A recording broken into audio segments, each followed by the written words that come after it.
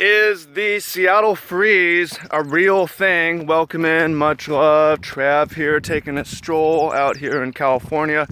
Talk about culture, how culture is different in different places, how it's specifically different in Seattle. Nice day. Come take a walk with me on the railroad tracks out here in Humboldt. So I had this video, pros and cons to living in Seattle, from a Seattle native, and I lived in Seattle for 23, 24 years, but I've been based out of California the last 4 years.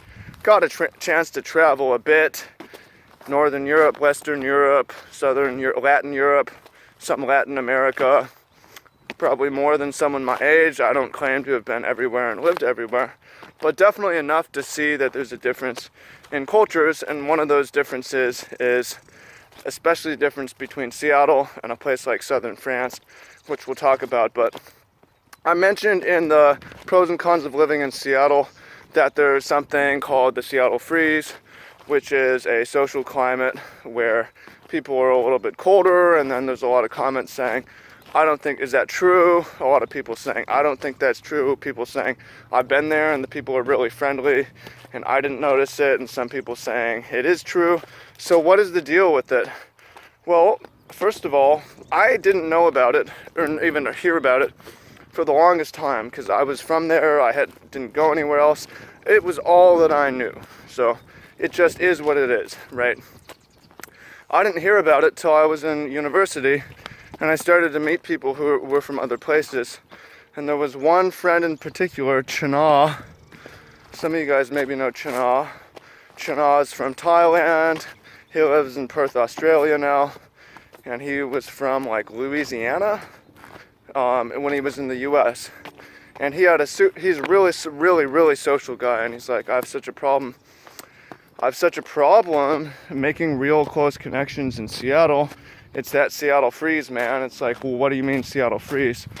Well, there's this way people are in Seattle where they have their guard up and people are a little bit more icy. And it's like, and some of you are thinking, well, it's just him.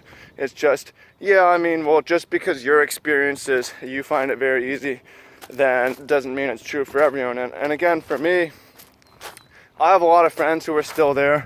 A lot of my friends scattered. And there is a lot of warmth. There's a lot of people who will bring you into their home and so on, but we're talking about generalities. So if you don't know, I mean, you're gonna get differences in the north than equatorial climates, especially like Latin Europe and Latin America. Catholic versus Northern Europe Protestant, there's a huge difference. There really is. So for instance, I mentioned Latin Europe, Southern Europe. You start off with cheek-to-cheek kisses is the normal greeting. In southern France, even the men, if you know each other well, cheek-to-cheek. There's differences in how much you touch. There's a lot more touch in these Latin cultures than the northern Protestant cultures. And that's measurable. They've done studies on that, actually, observational studies. Which is true. It's in Seattle, you have more of a bubble than you would have in a lot of other places. So that's what it is. It's not like a huge thing where everything's going to be icy and freeze. It's just a little bit of a different culture in different places. And it starts off with less touch and it goes from there. And it's not like, oh, but I touch my friends a lot. Or touch you do, yes, but again, we're speaking in generalities. Is like Seattle's, I would say, a little bit less. So there's more to it than that. Seattle is, I mean, there's a lot to it. Seattle's a big city, and that's really what it's about. Is if you've lived in a small city or a town, got this plane coming over here. One of the things I mentioned about Seattle is there's an air traffic lane major directly over the city, so it's normal to hear planes at all times. And one of the reasons I moved down here is because I wanted to stay on the West Coast, but I wanted cleaner air outside, and make it easier to sing and record videos and stuff like that. So we're out here, and there's the one plane, which will be gone soon. Anyways, it also comes down to this. If you're in the country, if you're in the rustic, whatever, people are going to be more hospitable. Not because of Seattle Freeze or anything, just country versus city, because you're bound to see each other again. So if I'm right now in a population of a 10,000 person place, I'm going to see people again and again and again. So we're going to smile on the street, we're going to have conversation, we're going to get to know each other. I'm going to get to know a lot of people in the town. When you go to Seattle or any city that has 1 million people, 2.5 million people in the surrounding area, the expectation is just that I'm not going to see you again. Why am I going to be super friendly to you? We're not going to be friends, right? I'm right. It's a city thing. It's just a city versus country thing. So it'll be the same in just about every city. It's like I'm walking by in the street. I'm not making eye contact with you because there's 1 million people here, right? So that's part of the Seattle Freeze, quote unquote. Is it's a big city. There's lots of people. It's very dense. People are not expecting to see you again.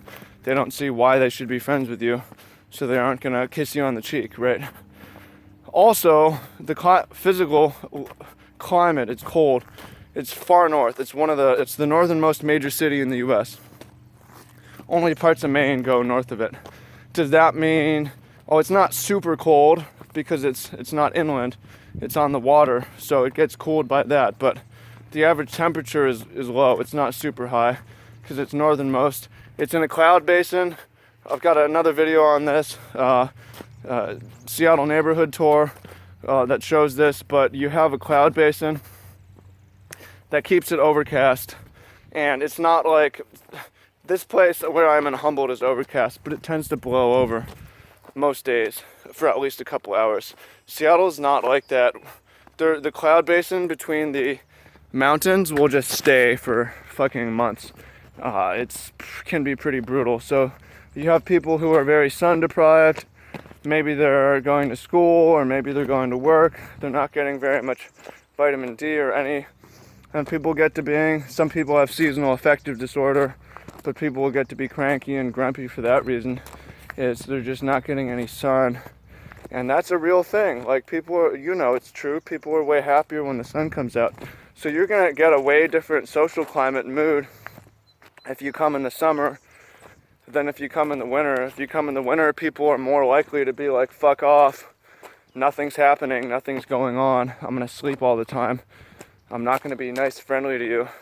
I don't know you. It's a big city. Why would I be, right? When you come in the summer and it's like, oh my God, the sun's out. The sun's out. Yo, let's go to Green Lake. Let's go for a run. Hey, we're having a barbecue down here at Gasworks. You come out. We're going boating out in Lake Washington. It's just right. So it depends when you come as well, the different feel that you're going to have. So verdict, is it true or false? As far as I think there's a lot of truth to it. Again, having been a lot of places, I've got great friends and there's a lot of warmth in Seattle, but it's definitely, and you might I've made fast friends with people, but it's different for cultural and historical reasons, for geographical climate reasons. It's going to be different for city versus country reasons, and it's something that you should be aware of. Is you should have a plan for meeting people in the city of Seattle. So what that is going to depend on what your hobbies are, or whatever, what your style of person is, what your work is, where you're living, and so on. But I just wanted to share that because people like to talk about it. It's really interesting. People like to talk culture. I like to talk culture. I'd like to come back and redo this video after I travel more and I'm more experienced, but I have just enough to know that, hey, this actually is a real thing. And you shouldn't blame all your social problems on it. It's not something I've ever done. Again, I didn't even know it was even considered a thing until I was about 20, 21. And so there's that. So is it real? Is it not real? What do you think? Leave in the comments. Those of you who have traveled really extensively, what do you think? I talk about it in another video, European versus American culture, but basically I think it's a northerner thing. We're more mountain people, and people will be a little bit icier, so I think it's okay. Again, it's a generality, and it's not extreme. If it's anything, it's not extreme. Depends when you come. So share that, hit that thumbs up, leave me a comment, let me know what you think. And I will do more travel videos and more videos on culture because it's popular and I like to talk about it and I'm interested. In the meantime, I got to accrue some more experience. I'm headed down to Texas next week and invited into some homes to stay. People who know me through the internet that I don't know. Got that Texas hospitality. It seems to be warm. And I'm excited to go down to Mexico for a week or more, maybe continue on down South America.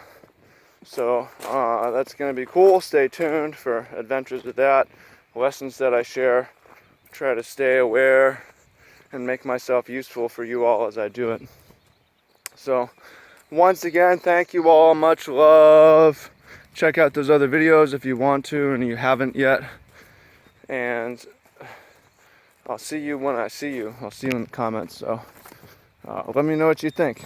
True or false? I think it's real. Bam.